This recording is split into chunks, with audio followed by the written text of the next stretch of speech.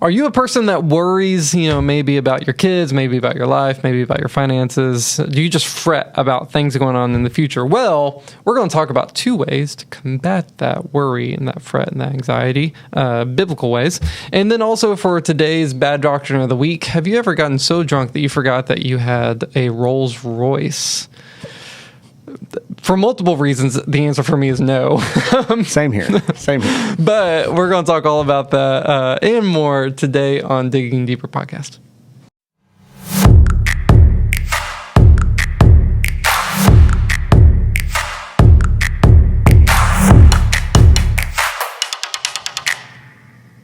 Well, good morning and welcome to the Digging Deeper podcast. Well, it might not be morning for them. It might be afternoon for y'all. Whatever it is. Welcome to the Digging Deeper podcast. Our hope and our goal here is to dig into that week's sermon just a little bit more, so that way we might dig it a little bit deeper into our hearts and help us apply these things to our lives. We are glad that you all joined us. My name is Chris Brown, and I'm the associate pastor here. My name is Jacob Belding, and I'm the Connections Minister. I'm Judah. I'm the guy in the chair. All right. We pay him a lot of money to sit in that chair. Dozens of free tokens to the gift shop. We have a gift shop? No, we don't. Anyway, before we get going, Judah, I deemed Judah the person responsible over a certain thing, and we'll see if he remembers. Do you remember what that thing is? I do. Yeah, what is it? Make sure to like, subscribe, comment. Oh. There we go. All right, because I always forget. But I remembered this time only to remind you, and so maybe that's the goal. Maybe that's leadership. Is leadership once you delegate something, then you can actually step up and do it? It sounds like it. I think delegation is a leadership skill. Yeah. We even talked about that in staff meeting. Yeah. And so, anyways, we are glad that y'all joined us here today. Pastor Lee preached this past week, and he preached on fretting, which, not the guitar fretting, not the... what did you think it was, Judah, when I said it? You said threading? Yeah. Like knitting or sewing or whatever. No, fretting or worrying. And so the title of the sermon was Learning Not to Fret. And the whole premise is exactly what it sounds like in life. Life gets crazy, life gets busy, life gets worrisome. And it's very easy to move into a state of worry about that thing and fretting about that thing. And so the goal is, biblically, what does it say about that, and how should we actually respond to that instead? Right.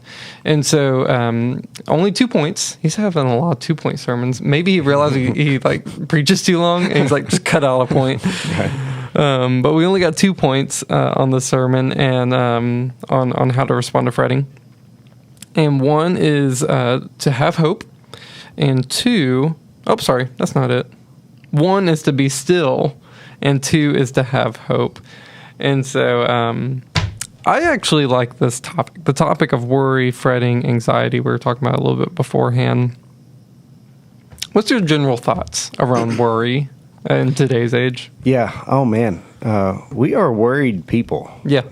We tend to be very, very anxious. And worried about things that are might potentially happen in the future, but at the same time, we don't know, right? Mm-hmm. That's kind of what worry and what anxiety is, what fretting is in a lot of ways. And so just some general thoughts, man, especially post-COVID.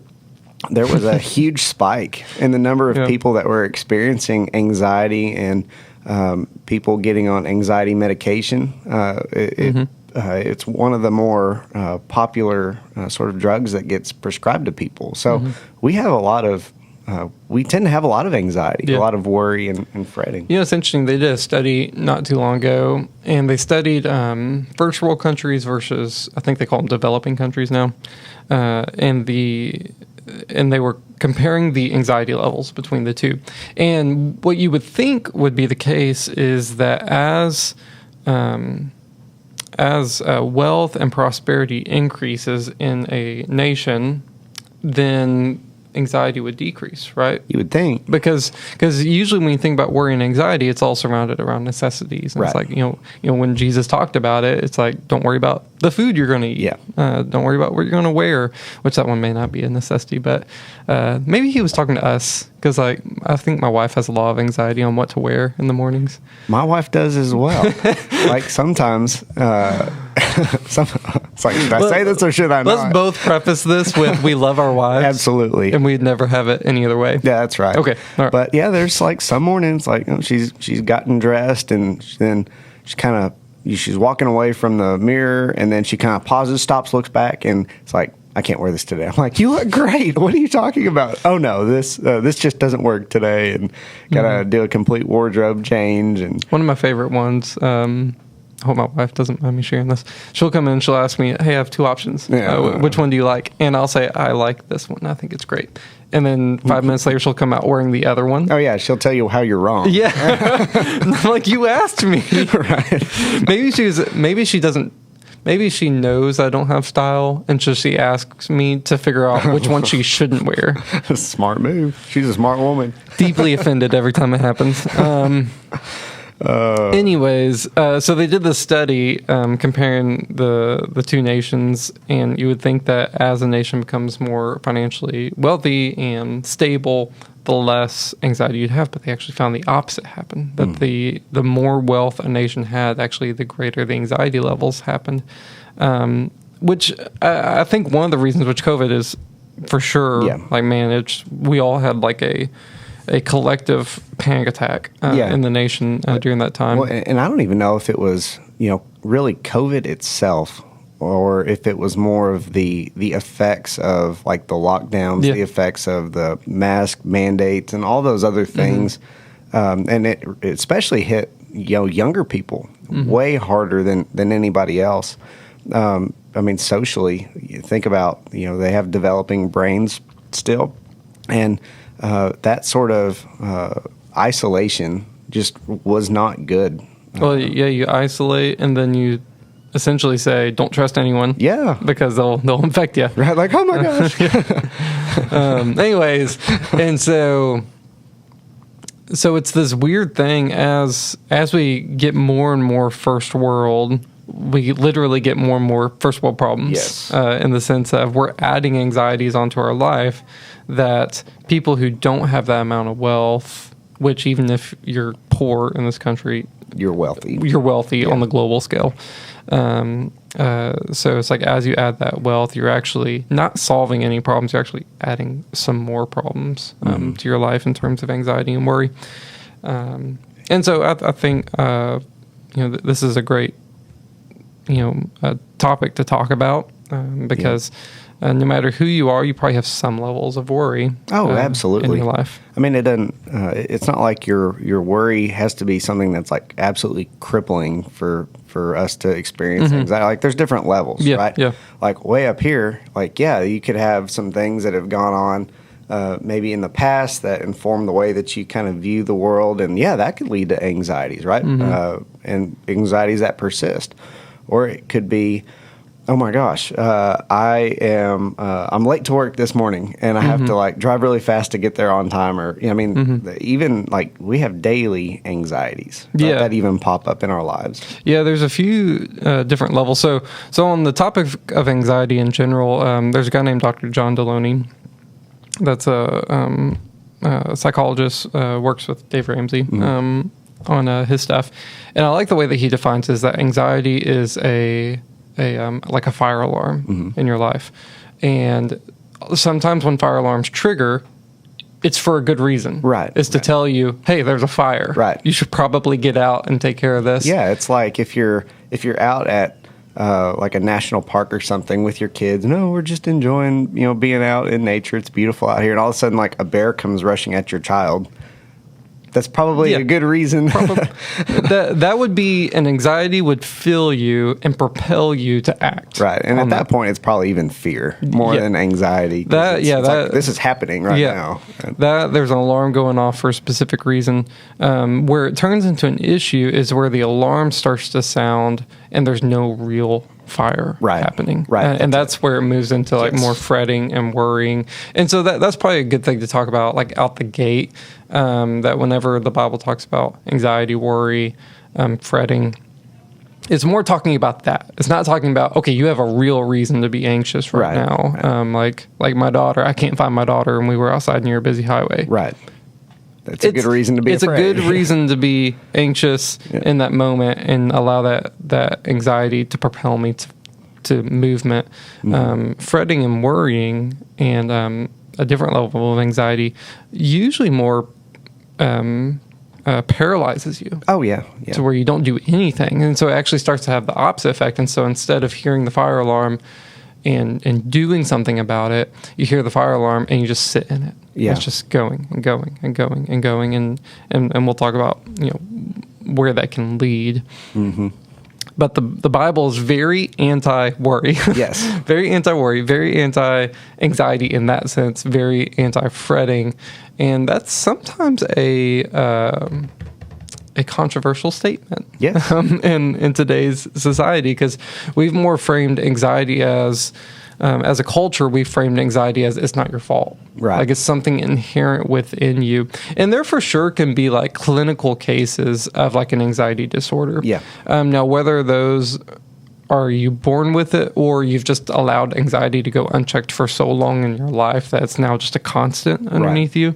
And now you might have to go through some therapy and stuff to weed that down. I'm not a psychologist. I'm not going to, make the determinations of that. Generally speaking, we're probably not in that case. Like 95% of the people probably are not in a clinical anxiety disorder case. They're in the case where it's a temptation like anything else. We're all tempted to worry about things that we can't control. Oh, yeah, absolutely. Yeah. Okay. So without further ado, let's actually get into the passage. Yes. Because actually, I'm sure I've read this passage before, but not enough to remember it. So I found this passage interesting. Do you want to go ahead and read it? Yep. All right, the passage is Psalm 37, verses 7 through 9. Be still before the Lord and wait patiently for him. Do not fret when men succeed in their ways, when they carry out their wicked schemes. Refrain from anger and turn from wrath. Do not fret, it leads only to evil. For evil men will be cut off, but those who hope in the Lord will inherit the land. Okay, so a lot about fretting, a lot about worrying, and basically you can go two ways with that fretting. You can lead down the path of fretting and worrying, which leads to evil, and that's essentially effectively what defines the evil wicked doers. Or you could go down the path of being still before the Lord, trusting the Lord, having hope in the Lord. Lee gave some definitions of fretting, and I'm actually interested in the one that he gave for the Hebrew word. So he said the Hebrew word for fretting here literally means to kindle, to burn, to grow warm, which is actually a really interesting way to think about it. And he actually gave the analogy of like charcoal, which is why I use propane. were you waiting for that? You know that I don't. I use charcoal. Yeah. Jacob is very much charcoal, and I wholeheartely agree. Charcoal is superior in taste. Like you can't beat charcoal in taste.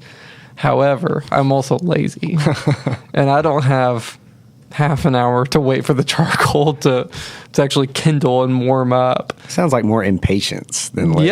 Just saying. Yeah, absolutely. It makes me impatient too sometimes. It's like I want my poppers now, not in 30 minutes. Yeah. And so I just had to take my shot at charcoal with them talking about that. But it's actually a really interesting way to think about that, because fretting is something insignificant and small. It's usually about something that hasn't even happened, as Mark Twain, one of his famous quotes is, I've had many tragedy in my life, most of which never happened. Yep. Because he just sits and frets and worries, and it's something that's so minuscule, that's not even real, and then it grows into this like all-encompassing thing in your life, which is literally where panic attacks happen, and things like that. And so I think that's a good kind of illustration of the kindling and the growing warm, is that left unchecked, Yeah. it'll grow into something that you can't control anymore. Yeah. Absolutely. Do you have any thoughts about that? I like the Hebrew word there, and it really anxiety and worry, fretting really starts in the mind, in our heads, and if we're thinking about something and we're worried about it, it very, very easily can take over the emotional side of who we are. And then so it moves from head really down to emotions, and then from there, with head and emotions sort of working against you, when it comes to anxiety, that causes us to behave in certain ways, to choose to do one thing or another, to choose to do nothing at all. And so, it just like something burns, right? It tends to spread and to grow into something, like you said, that we have a hard time controlling and overcoming. Yeah, it's like when I preached a couple weeks ago, talking about feeding the spirit or feeding the flesh. It's like what you feed will grow. Yep. There's a proverb that talks about gossip in the same way, that gossip is like adding wood to a fire. And so it's just the more you feed something, the more you grow. And so Randy, she's actually talked about her having not like a clinical OCD, but having OCD tendencies. Yeah. And one of the things about OCD is like when you get a concept in your mind, you will drive yourself crazy until you resolve that concept. And so the problem is, typically in OCD, is you will get a concept in your mind that literally has no resolution. Like it's a what if scenario, and you can't prove positive or negative a what if scenario. And so one of the strategies to OCD thinking is to not even entertain the what if. Right. If you try to logic at the what if, you're not going to win. Yeah. And you're actually going to reinforce that thinking, because if you try to logic it away, you're scratching the itch.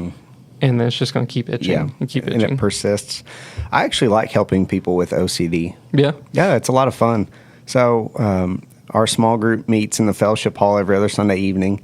And one of the things that we do is we'll set up a couple of tables and we have food first. And so I think it was the last time that we met, or maybe the time before, I was talking to, maybe it was Brandon or Clint, one of those guys, and said, these tables need to be set up, but let's help the OCD people. So usually the two tables go right next to each other. Let's make one long one. And on the first table, I sort of shifted it over. And so this table's like this and the other one's straight. And so we just stood back and watched. It's like, let's just see what happens, right? We're helping people overcome their OCD. And it wasn't 30 seconds later where I won't name it, but they came over and fixed the table. And it's like, oh, well, so much for fixing or helping anybody fix their OCD today. Dude, I'd say I get OCD in like projects I do at home. So one of the ones for me, I was building these built-in bookshelves for next to our fireplace, and I'd painted it, but I used like a pure white paint, and I didn't realize there were varying shades of white. Who would have thought? Who would have thought, right? So I painted it this pure white, and I put it in there. And the moment, I spent so much time on this, and I put it in there. And the moment I put it in there, I realized this doesn't look good. Oh, no. Like it's too white. Like it's like hurting my eyes because it's just popping out from everything else. It needs like a softer white. And man, I tell you, I spiraled. You can ask Randy. I spiraled pretty hard that night. I just could not get it out of my mind. I was just fretting about like all this time was wasted. It looks stupid. Like it's never going to look better. It's going to take so much work to get. And actually, I ended up leaving the house, driving. This was like 8 p.m.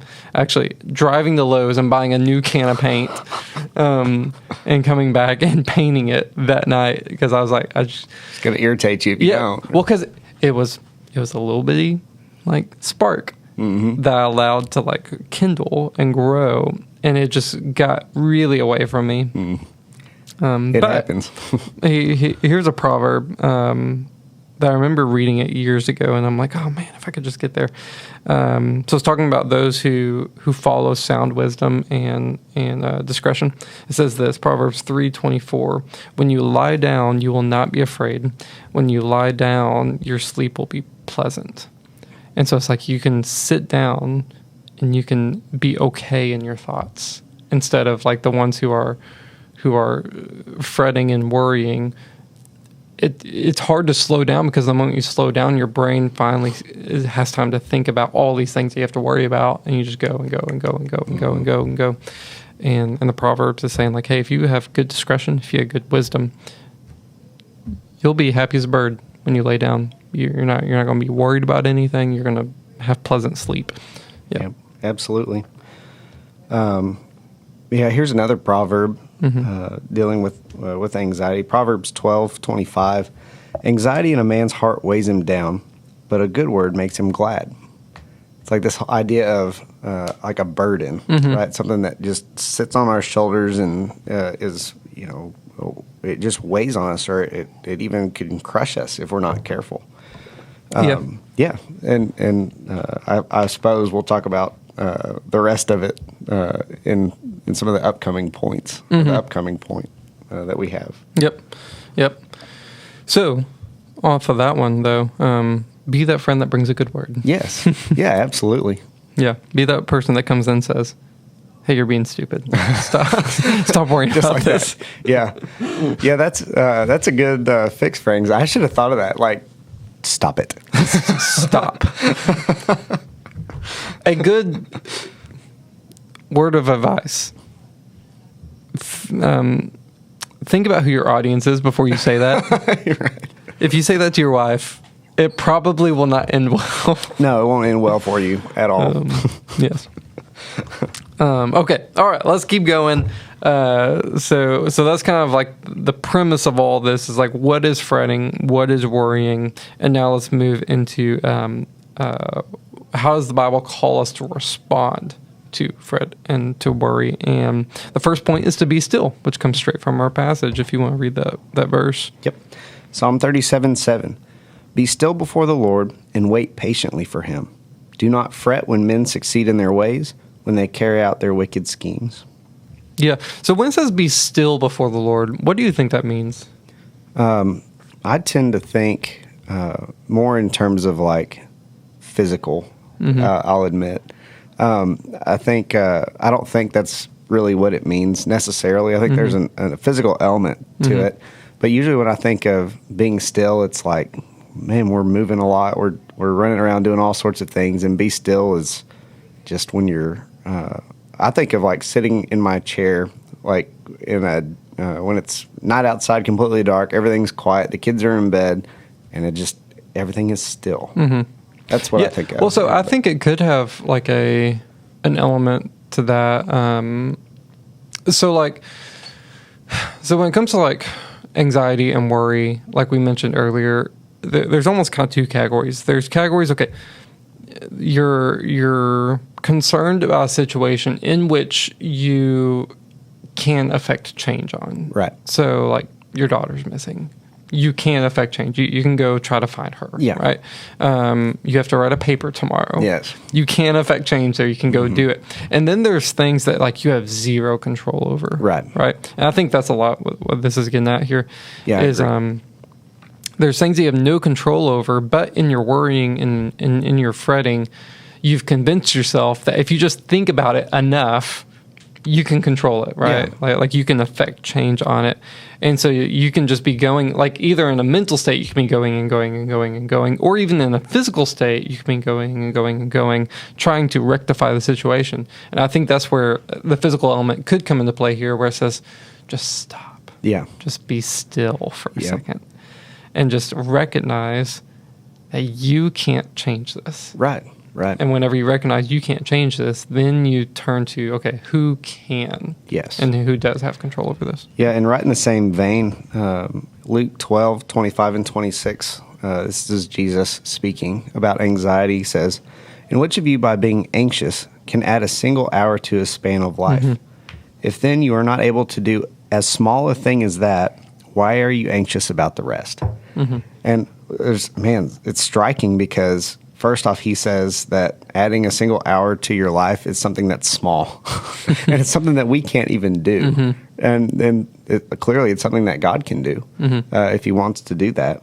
But right, why are we anxious about all of these other things? Right, regardless of circumstances and regardless of whatever anxieties it is that we're having, sitting there worrying about it does us absolutely no good. It's not going to change anything. Right. It's just going to make the situation, or at least your experience in the situation, that much worse. Right. Right. And I love it in the passage when it says, "Be still before the Lord and wait patiently for Him." Because that like communicates you can't do anything about it, but He can. Right. And He may be tarrying, for lack of a better word, or seemingly tarrying to move. But you just have to wait. You have to wait. Your timing's not His timing, and what you want to happen may not be what He's planning on happening. And so, in this case, when it's talking about do not fret when men succeed in their ways, evil men. Yep. Or when they carry out their wicked schemes. Yeah, and even in the whole rest of the passage that we read earlier, in verse 9 of Psalm 37, right? One of the reasons for not fretting, from refraining from anger and turning from wrath, is that evil men will be cut off. So if, like in the case of Psalm 37, right, clearly there's the wicked are being successful in whatever it is that they're doing. They are seemingly on the move. Seems like we should be reacting against that, right? But it's, no, be still before the Lord. Patiently wait for Him. And then those who hope in the Lord will inherit the land. But I guess that's going to be our second point. I might be getting ahead of ourselves a little bit. But if I was to pull this to today, and Lee mentioned this, not the lockdowns, the budget, what's it called? Oh, the government shutdown? Yeah, government shutdown. That's it. Not lockdown, shutdown. You just hear government shutdown, which, by the way, I don't want to diminish anyone that their pay gets furloughed or whatever. I don't want to diminish that at all, because that would be awful if that happened to me. But all of that becomes back pay as soon as they get. And so I've always kind of wondered why. Like what's the huge deal? I get it's a big deal. It's not. But in the grand scheme of things, it's not. Right. I actually really love government shutdowns a lot. They're wildly entertaining. There's a personal element there that's clearly not. But it's all political. It's 100% politics. We talked about it last week. It's a game. And sometimes shutdowns are an effective tool. We can get off and talk about that for an hour. But if we were to move into the game aspect, you could imply a little bit of motive here and kind of look at that as, okay, evil men are doing evil things here to try to win and do what they want to do. And so if we were to apply this passage, it'd be easy to see that and be and then fret and worry about that. When we need to do something about this. Yeah. And God, do something about this.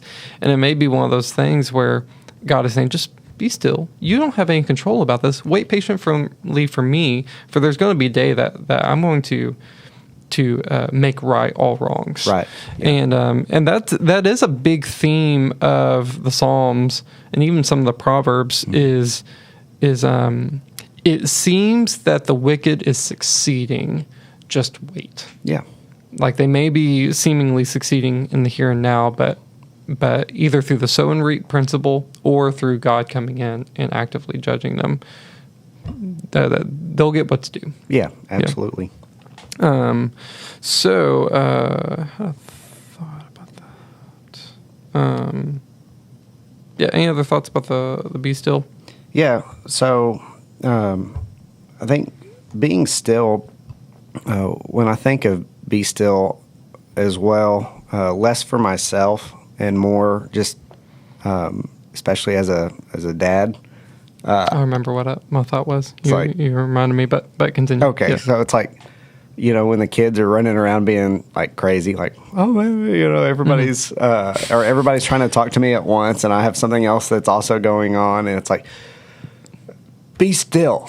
Y'all just be still. Like, y'all are doing your thing, and it's about to drive me crazy. I'm getting a little overstimulated here. You guys be still. Like, y'all just take a step back. Okay. Have you ever had it where you and Sam maybe having a more, for lack of a better word, contentious conversation and like discussion on where y'all disagree, and that's when the kids, like, I don't know if they like recognize it, and then like their like energy levels just shoot through the roof, and so like you're trying to have this like really like hard conversation, and at the same time the kids are just driving you insane. Oh, yeah, they're like climbing on you, and like hanging on your neck, and it's like, what are you like? We're talking. Y'all go play. We'll be with you in a minute. We'll get to you. Wait your turn. Be still. Yeah, it's like almost like the kids can like feel it. Oh yeah, and it just like amps them up. Yeah, they're like, oh, now's our opportunity. We've been wanting to ask about getting ice cream later. Yeah. Like they'll say anything to get us to leave them alone. Yeah, and so man, that's so in like a real life example, that's like you were saying, like an example of like physically things are just swirling. Oh yeah, and you just need to stop. On a internal scenario, probably a very similar thing happens. Like you just tunnel and your brain's going and going and going. Yeah, you read my mind. That's exactly where I was going with that. Yeah. So God says, "Be still." Yeah, just stop. And this is where, I've never gotten into like meditation, and so I don't know what all the proper quote unquote meditation is. But I think I think it is probably a good thing to just sit. And so here's what I think people do sometimes. They'll have like a worry, and they won't actually deal with that worry. They just like, I'm just not going to think about it. Yeah. And they'll just repress the worry. And like what works for me, and this doesn't work for everyone, but what works for me is if I feel like a low level anxiety sitting in my life, because like I'll feel it. Like I'll just be sitting there and I'm like, I feel anxious. Why do I feel anxious? Like I'm not actively thinking about anything. And so I'll sit there and I'll have to like just dive through it a little bit and figure out, okay, what's gnawing at me? What's gnawing at me? And I'll eventually land on it. And then I'll ask myself, okay, this is what I'm worried about. Can I do anything about this? If the answer is no, then I'm like, okay, I just can't do anything about this. So I'm just going to set it over here because I can't do anything about it, and kind of like reorient my mind of, you have no control over this, so don't worry about it. If I do have some level of control about it, then I ask, and this is, by the way, a sneak peek of Sunday's sermon. If I do have some element of control over it, then I take the words of Jesus in Matthew 6, and it's like, okay, does the level of control that I have over it have to do with tomorrow? If it has to do with tomorrow, I'm not going to worry about it. If I can't deal with it today, I'm not going to worry about it. If I can deal with it today, and there's like a low-level anxiety surrounding that, then that's less worrying about it and more procrastinating. Yeah. And then maybe I need to go move on that to like get it out of my way. Anyways, so I think there is a level of like being still before the Lord is like a level of like meditation, in the sense of like, okay, let's pull all my thoughts together and just sort it out. What's God's and what is my responsibility? And then sorting those things out. And if it's God's responsibility, then wait patiently for him to deal with it. Yeah. Absolutely. Yep. All right. Any other things on Be Still? He went into a few other passages, unless you have something to mention on those. I'm excited to get to the next part. The hope? Yeah. All right. So that was point one, to be still. The point two is to have hope. Now, you might be excited for the same reason that I'm excited about this one, because there's a part in this passage that he didn't really mention, and I'm like, that's interesting. Anyways, I'll save that. But do you want to read the passage and then get into it? Yeah, Psalm 37, 8 and 9. Refrain from anger and turn from wrath. Do not fret. It leads only to evil. For evil men will be cut off, but those who hope in the Lord will inherit the land. So on this one, I think one of the keys here is those who hope in the Lord will inherit the land. Now that sounds awfully familiar, I think. It's like we have one of the Beatitudes that talks about this, right? Blessed are the meek, for they shall inherit the earth. And so meekness, we've been going over the Sermon on the Mount in our men's Bible study, and we really kind of did a dive into what meekness actually is, because it's like that's a tough English word for us. Like, what does that mean? Does that just simply mean humble? It rhymes with weak, so therefore it must mean weak. Right. That came up in Bible study. It's like meek is not weak, and so we went to Numbers. By the way, all the guys that used to bully me in high school, I wasn't weak, I was meek. Right. Yeah. One of the things, I think it was in Numbers 12, if I remember right, it says that Moses was the meekest man on the earth, or something like that. It's Written by himself. Yes, Moses. Yeah. He is. It's like that meme with President Obama giving himself the presidential medal. It's like, yes, I am the meekest ever. Yes. But and so if you take that, sort of rip it out of context, then it's kind of funny. It's like, doesn't sound very meek, Moses, for you to be writing that about yourself. But what was immediately happening before that is Miriam and Aaron, right? Moses' brother and sister, they're grumbling against Moses. And they're like, hey, they're basically saying, why do we need Moses? Like, God's also talked to us as well. Like, basically, why is he in the position that he's in? Why should we trust him and follow his Moses leadership? And it says immediately following that Moses was the meekest man. And so what happens is really, really telling and really informs what meekness means. Moses doesn't respond. He doesn't say anything. He doesn't do anything, right? Instead, God moves. And so what we see meekness really is not taking our own vengeance or anything like that, but trusting in God and hoping in God that he will take care of all of the results. And God did take care of the results, right? Miriam and Aaron were punished for that, for subverting, in this case, the man that God chose to lead Israel. And Moses even prays on Miriam's behalf, and God basically says, she'll be fine, she'll live, don't worry about it. But it's the one who's meek will inherit the land, right? And so this is a great truth to remind ourselves that, like in that case, Moses, he very well could have said, hey, how dare you guys talk that way about this, right? I mean, he's got like a potential mutiny on his hands. But instead, he just trusts God with it, right? And he has reason to hope. Yeah, nice. Yeah, what I found interesting, there's two things I found interesting on this. One is the statement, do not fret, it leads only to evil. But this is all in the context of fretting about people who do evil. Right. Which I think can go two ways. Like, one, that was the origin of those guys was the fretting. And so ironically, you fretting about the ones that are doing evil, you're putting yourself on the same path as those guys. Yeah. And so, but on a more like milder scale, because assuming that our fretting wouldn't lead to us like going and like ravaging other people, hopefully not. Yeah. But on a more milder scale, us fretting, best case scenario, we're sinning in the sense of we're trying to take control of what God is in control of. And at worst, it leads us to actual action, right, that will then actively hurt other people and do whatever. And so, like in the case with Moses, maybe the best thing to do is just be still. Yep. Just sit back and know that the Lord has it under control. Yep.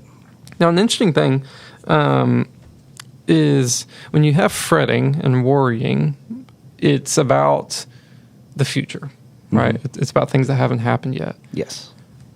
Hope is also about the future. Absolutely. And things that haven't happened yet.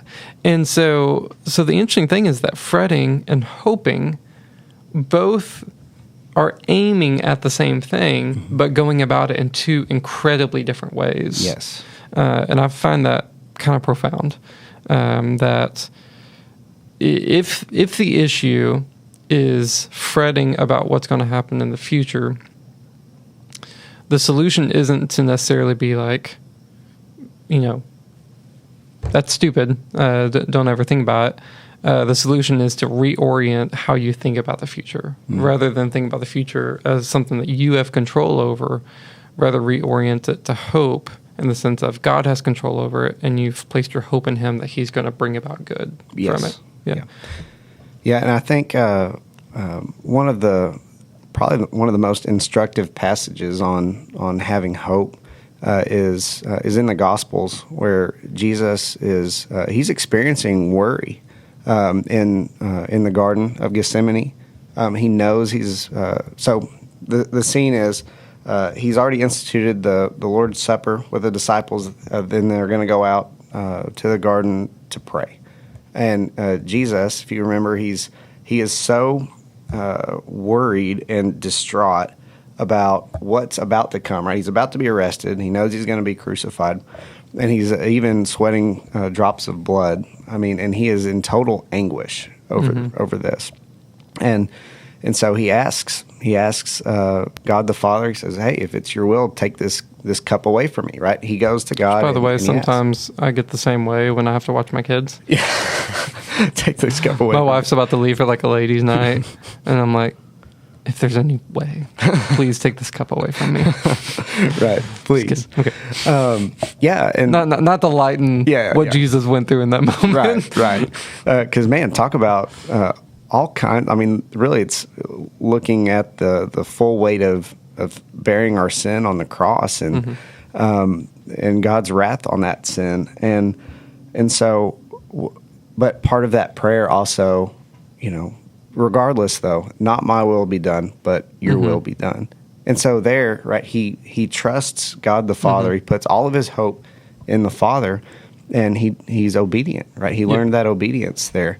And even though, and God did not save him from that, right? That's something that's worth mentioning. Right? There's not always like a moment where, we're experiencing worry, fear, anxiety, fretting, and it's not guaranteed that God will totally take those things away from us, right?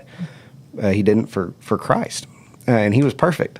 But look at the results, though, right? Yeah, he went to the cross. He was crucified. He was killed, and he was buried. But then he was raised again, and now he's been glorified.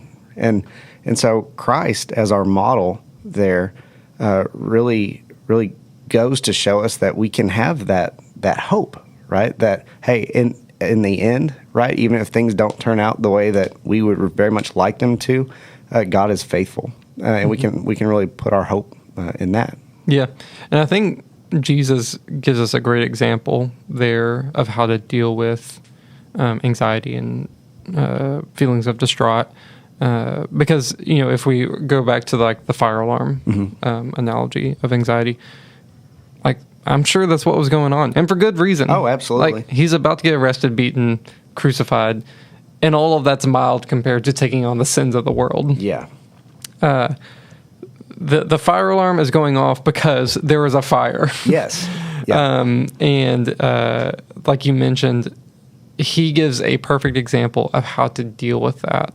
To acknowledge this is going on, but, and if I even go further, this is going on, this is what I want, but I hope in you and trust you that you are going to bring good about this. And if this is what you've called me to, this is where I'm going. That's right. And that's kind of the theme of the whole New Testament, which is where I just wonder where health and wealth gospel, prosperity gospel guys get it from, because the whole theme of the New Testament isn't, because I've placed my faith in you, everything's going to be great. The whole theme is because I've placed my faith in you, now I'm going to actually, I'm awakened to the struggles of the world, and now I'm going to faithfully suffer through these. Yeah, that's right. As I'm being molded. Yeah, and that's the key, right? In this whole discussion on anxiety is this: have hope, right? So we take our anxieties to God. We're still before Him.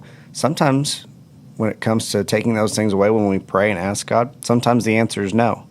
So then the question is, how do we respond, right? Is it with further anxiety that weighs us down, or is it with hope, with trust that God knows what he's doing, that he works all things for the good of those who love him, trust that he has a purpose in those things, right? We're not, like you said, we're not guaranteed a life of ease and comfort, of wealth, health, prosperity, those sorts of things. Be great if we were. Yeah, it'd be awesome, right? The Apostle Paul's like, dude, what? But where did I miss this? Where did I go wrong? Right. He just didn't have enough faith. Yeah, that's right. He just have more faith. Sow a seed of faith. But yeah, all that to say, it really, at the end of the day, boils down to how it is that we're going to respond to those circumstances and the things that pop up, the anxieties that pop up in our lives. Hope or further fret and worry. Yeah. Cool. All right. Well, do you have anything else? No, I thought that was pretty good. Yeah. If I might say so myself. Yeah, the sermon was okay. It was fun. I told you before, I literally just got done writing a paper on anxiety, and so I had a lot of this stuff ready to go in my mind. So I love this topic. I think it's a great topic. Oh yeah, and I think our world gets a lot of it wrong on how to actually deal with anxiety. Not that I'm completely against medication, but that's generally the world solution. Just throw pills at it. Yeah. And I'm not against that in certain situations, but there's also spiritual, physical, and emotional elements to it that you need to deal with. Yeah, that's right. Yeah. That's right. And if you need the medication to help with the physical side, that doesn't give us a pass on working on those mental and spiritual elements of ourselves as well. Yeah, I always compare it to any kind of illness. If I have some kind of illness that's causing me to have raging headaches every single day of my life, I can take Tylenol to help, but that's not going to fix the problem. It's just gonna mild the symptom. Right.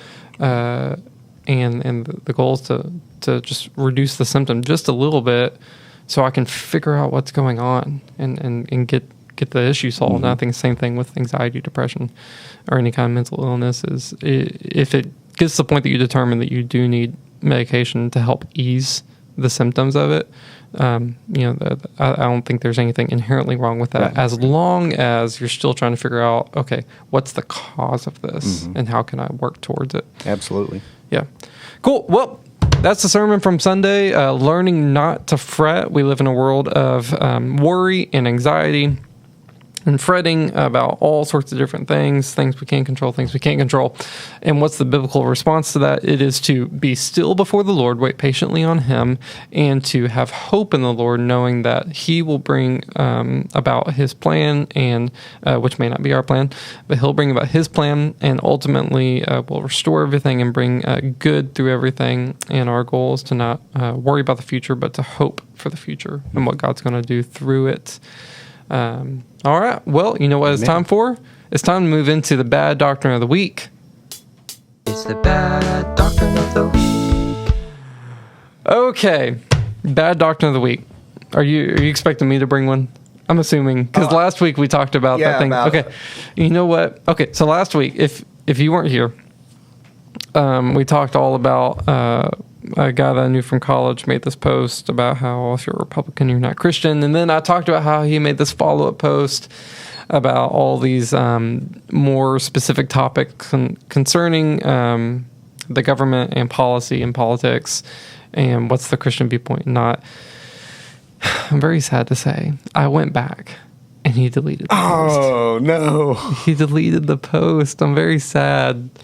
He must have seen the podcast. Yeah, no, well, it was right after the podcast. I think it was before the podcast even aired. Oh, really? I went back and I was like, I just want to go read this again. And it was gone, and I was so sad. Oh, man. So, unfortunately, we don't get to go through those. I don't remember enough specifics about it to go through it. But I'll check into his Facebook every now and then and see if a new post like that comes up. Give us more material. And we're not even in 2024 yet. Right. And so it's coming. So we're going to have plenty of those to go through. But I do have another bad doctrine of the week. Okay. Do y'all know Richard Harris, Dumbledore? Oh, yeah. He died this week, didn't he? Oh, I didn't know that. Yeah. Oh, well, this is appropriate, then I guess. I don't know. There we go. Anyways, Dumbledore, Richard Harris, there's this story about him. And so when... Wait, pause. Is he the Dumbledore from the first two movies or the newer one? I didn't even know there was multiple ones. I'll Google it. Yeah. Richard Harris. Oh, Joshua's got it. Joshua, Judah. Oh He's my not gosh. Joshua. Oh my gosh. What did I do? That's okay. He died in October 25, 2002. Oh, okay. So he's the old one. He's the older one. Gotcha. Okay, yeah. Okay. Well, the other Dumbledore died this week. Man, this past Dumbledore week. can't keep it together, man. Oh, they're both maybe gone. Voldemort got to him. Actually, no. Who was it? It was Snape that killed him in the movie, right? Spoiler. Yeah, spoiler alert. We've actually been watching Harry Potter. Have y'all? Through the things. Yeah, about every 5 years or so, Randy's like, let's watch it. Movie Anyways, marathon. Richard Harris, the original Dumbledore, who apparently died a while ago. There's a story about him where he was looking through old photos and he saw a photo of him standing next to a Rolls Royce. And he's like, that's weird. I don't own a Rolls Royce. Like, what's going on? And so he contacted some ex-wives and some friends and trying to figure out, have I ever owned a Rolls Royce? And everyone's like, no. And so eventually through investigating, he found out that one day or one night in New York, there was a guy that actually gifted him a Rolls Royce. Which, by the way, I want some friends. I want the kind of friends in my life that can gift me a Rolls Royce. Yeah. Sorry, that's not me. Judah. Or Judah. I'm working on it. You're working on okay. Anyway, so a guy gifted him a Rolls Royce one night in New York, but he had a drinking problem. And so he was so drunk, he forgot completely about it. And so he actually traced it back to where he parked it in a parking garage in New York 20 years prior, and it was still there. Oh my gosh. 20 years later. However, the parking garage was charging $400 per month for that Rolls Royce to be there, so he ended up having to pay like over $90,000 to get this Rolls Royce back 20 years later. Anyways, bad doctor of the week. What's your initial thoughts? Well, my initial thought is if he sees a picture of himself standing next to a Rolls Royce and he's got to like call around, have I ever owned one of these? Like, it seems like if you own that particular sort of car or like a super car or whatever, that you would remember. Yeah, you would right? think. Yeah. You would think. What kind of life do you have that you're calling around and be like, did I have this? Like that, you say he called his ex-wives about it? Yeah. Like, I know we haven't talked in a really long time, but do you ever remember me having a Rolls Royce? And, oh my gosh. Wow. So, man, there's a lot in that story that we could talk about. I guess, how about drunkenness? Let's roll with that. Yeah. Because, man, there you go. It almost works like a metaphorical sort of a story, right? Like if you're living in drunkenness, then like life very easily passes you by. Yeah, and if you're living in so much drunkenness that you completely forget events happen, like getting a Rolls Royce, that's pretty bad. Which the Bible is very much don't get drunk, right? And there are of course varying levels of drunk. There's the legal limit, which is you're impaired, but your facilities are roughly intact. In terms of like, I don't think if anyone was at 0.08. I think they lowered the driving one to 0.07. Yeah, so if you're at 0.07, you're probably not going to black out. Right. You are impaired. Yes. But then there's like all the way to the other end of you're blacked out. Oh, and you don't remember anything that's going on. And then even further, alcohol poisoning, stuff like that. So even at the impairment phase, I think the Bible would say, let's not do that. That's not the point of alcohol, is to ever remove your faculties and to like if you're drinking to forget or whatever. Right. Or like I think the Bible would say that's not a good way to approach alcohol, and you shouldn't do that. It's even a direct rival to the Spirit. So We should get drunk in the Spirit. No, that's not what I'm saying. That's a different bad doctrine for a different day. Oh my gosh, yeah, we're about to open up a can of worms over here. No, so Scripture says, hey, don't be drunk with wine, don't be filled with wine. That's debauchery. Be filled with the Spirit instead. And so Scripture puts these in. Next week we'll do getting drunk on the Spirit. Yeah. Sounds good. That should be easy to find. Yeah. But Scripture puts these in competition with each other, right? And so if we're getting drunk with wine, and the principle is the same, right? Beer, hard liquor, even recreational drugs that impair us, right? The Spirit isn't going to be doing His work in us, right? Because one of the fruits of the Spirit is self-control. Yep. And if you are impairing yourself, you're effectively losing self-control. Yeah. There's been times in my life, in my past, where I did not have a great relationship with alcohol. Me too. I've been there. Yeah, and the more drinks you get in, the more you lose your filter, and the more you start doing things that you wouldn't normally do. Right. Which means you're losing elements of self-control. Yes. Yeah, and that's if one of the fruit that you get from the Spirit is self-control, and then you're actively doing something to lose self-control, then it's becoming in direct opposition of the Spirit. Yeah. Yeah, absolutely. So that does beg a question: how many alcoholic drinks is too many alcoholic drinks, Chris? What are you drinking? Probably be a good question. Yeah, gosh, we're going to open up a can of worms. I don't think, I'm going to use the word think, I don't think that the Bible explicitly condemns alcohol. No, I don't think so either. I'm happy to hear a passage that says that, but I don't see the Bible explicitly condemn alcohol. I do see the Bible explicitly condemn drunkenness. Right. Now, another thing to think about is alcohol today is completely different than alcohol back then. So like hard liquor wasn't really a thing. Like what they would have considered hard liquor is like uncut wine. Yeah. So a lot of the wine that they drink, it's been a while. I did a research project on this in college.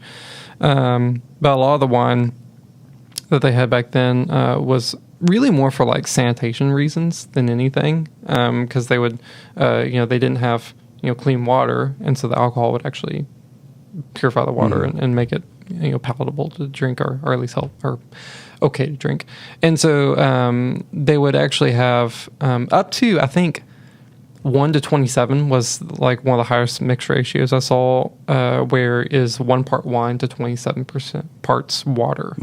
That'd be the highest, water cut into it, all the way down to half and half. And then what they would consider, more like hard drinks. I can't remember what the Bible calls it, but they actually have a name for it, like hard alcohol or whatever they call it, was uncut wine. It was just pure wine. Now, what was the alcohol percentage of, we're getting real deep into the things here, but what was the alcohol percentage of wine back then versus today? Today, I think it's 14? Yeah, something like that. 14% alcohol. I've never been a wine drinker, so I don't know. Back then, was it 14% or was it less? I haven't done the research on that. Judah, can you do some math for us? What would 1 part wine, 27 parts water come out to be as far as alcohol percentage?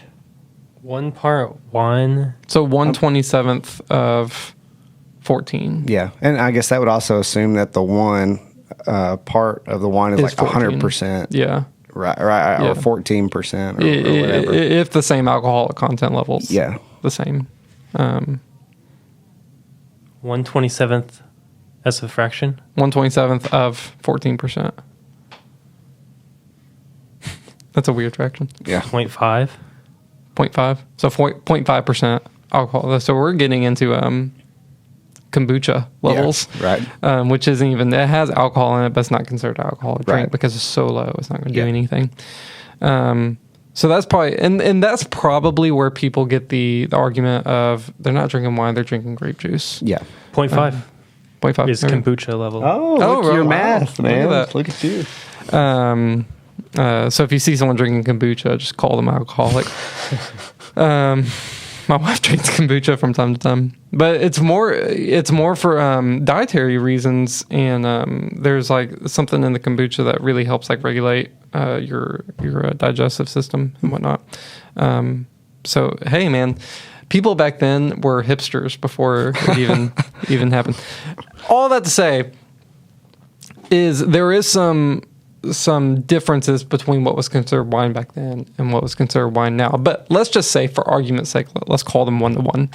So wine today is roughly 14%. Beer is what, 6 to 8%? It depends. Yeah. Unless you're in Oklahoma, and it's 3-2. Is it even lower? Oh yeah. Then you got like Mike's Hard Lemonade, which is like on the bottom of the scale. Then I'm not sure.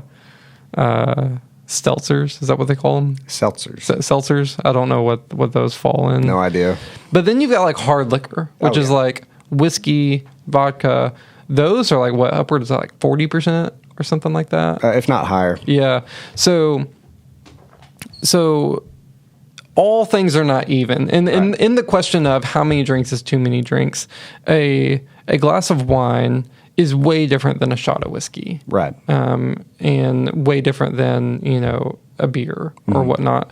So it's hard to say how many drinks are too many, because then you even get into like the genetic biological makeup of that person. If you got a bigger person, they may have a higher tolerance level versus a smaller person has a lower tolerance level. So there's no like cookie cutter answer of 2 drinks, boom, you're done. Like 2 drink limit, and then you're cut off. I was thinking, like if you're drinking hard liquor, right? They usually measure drinks in a shot glass. It's to kind of balance it. That's one drink, just like how the beer in the can is one but drink. Even then, so then it would be like comparing like a cup of coffee to like 5-hour energy. Right. So that's one of 5-hour energy's things. Like same caffeine level as a cup of coffee. However, 5-hour energy, you're ingesting it in one drink versus coffee over the course of an hour or two. Might be the same thing depending on how you're drinking it. A beer, you might drink it over the course of an hour versus, a shot of whiskey. Boom. You're down the hatch, it's done. And all that affects your body differently. All that aside, the bigger question is, why are you drinking? That's probably the instead of getting to like the practicalities of, okay, where's the limit? Like what's the threshold? Yeah, I noticed you skillfully danced around my question. Right. Well, so it'd be like the question of like, okay, God says to Adam and Eve, okay, don't eat from the fruit, don't eat the fruit from the tree. In which they may ask the question, okay, well, how close can we get to the tree? Right. Well, you're asking the wrong question at that point. No, I don't disagree. Yeah. The question shouldn't be how close can you get to the tree. The question should be, okay, if this is sin over here, what safeguards can I set up to make sure I don't get too far over? Does that mean don't drink at all? That's between you. And like where you feel comfortable and what levels of control that you have. Because again, I think you can drink without getting drunk. But the question would be, okay, if God calls this sin, and if this is a real temptation in my life, then the question shouldn't be, okay, how close can I get to it? The question should be, what safeguards can I put up around it to make sure I don't get into that. Bible says don't give provision for the flesh. Right.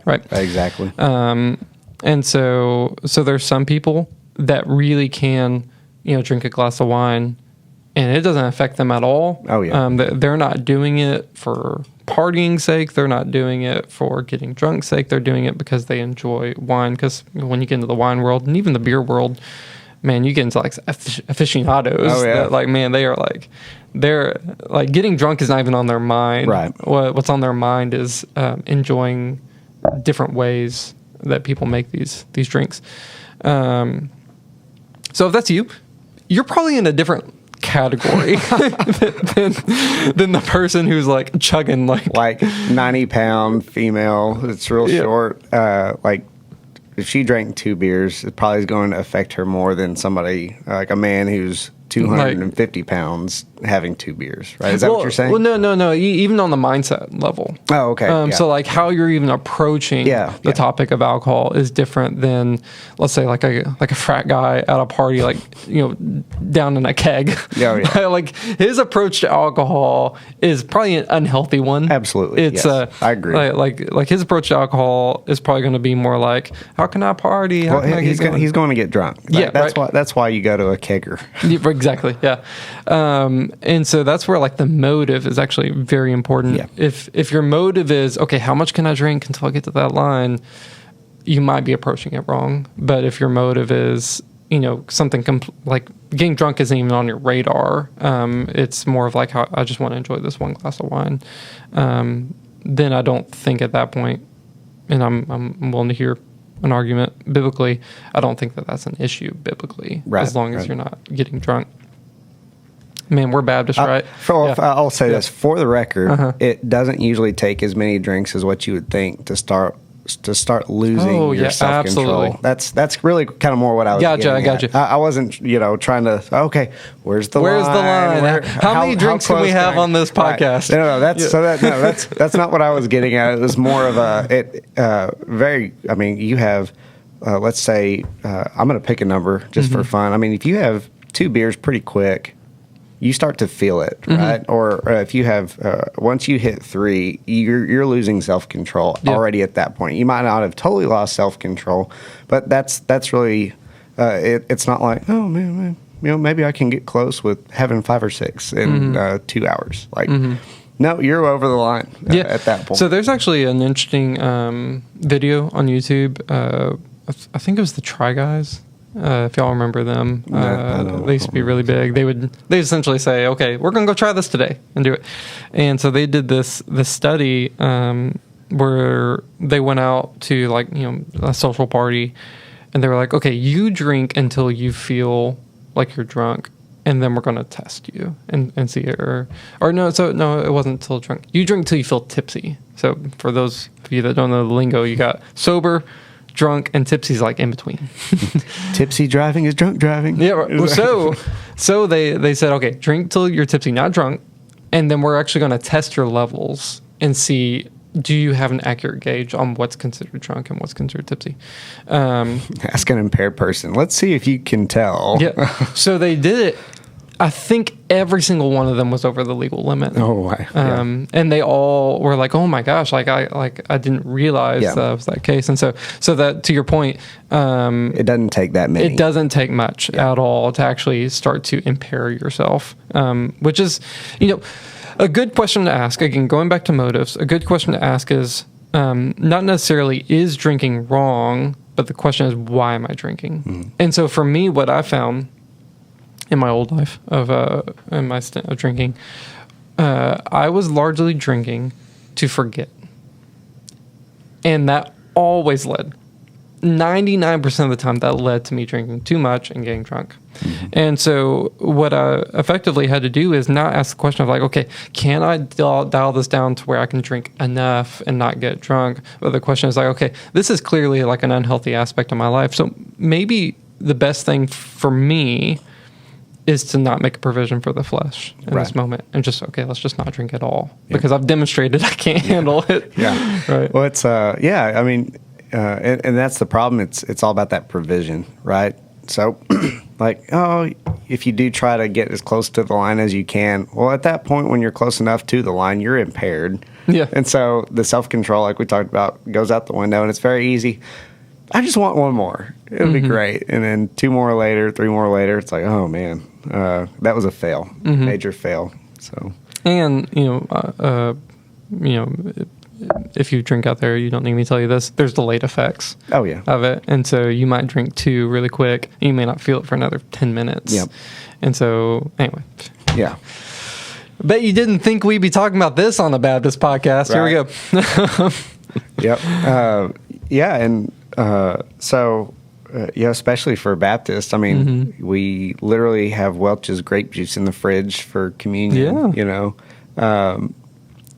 I wonder. I do wonder where that started versus using like wine, because other denominations actually use wine. Yeah. So I think they probably read 1 1 Corinthians, was it 7 or 6, when they were getting drunk at the Lord's Supper. Oh, gotcha. You remember that? Yes. I think Baptists maybe read that, and they were like, not us, no provision for the flesh here. Grape juice. Right. And it might be like the way that we serve communion now.